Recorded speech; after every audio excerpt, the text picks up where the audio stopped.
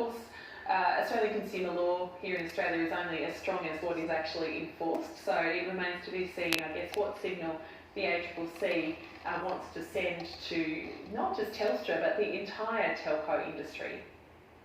Iran says US sanctions imposed on its country's leaders have permanently closed the path to diplomacy between Tehran and Washington.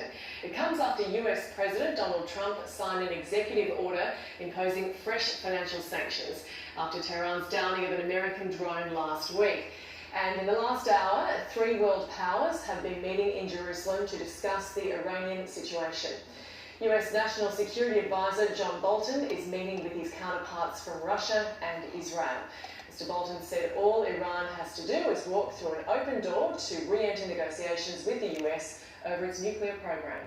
Being at a particularly critical moment in the Middle East, as the radical regime in Iran and its terrorist surrogates engage in yet more rounds of violent provocations abroad, while its economy collapses and corruption at the highest levels run rampant.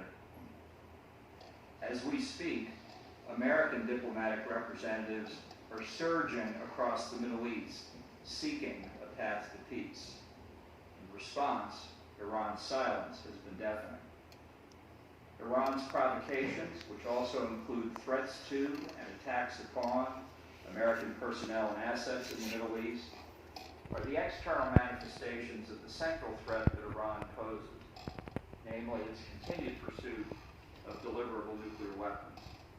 As I indicated on Sunday, Mr. Prime Minister, President Trump yesterday imposed significant new sanctions on Iran's supreme leader and other top leadership individuals and entities. At the same time, the President has held the door open to real negotiations to completely and verifiably eliminate Iran's nuclear weapons program, its pursuit of ballistic missile delivery systems,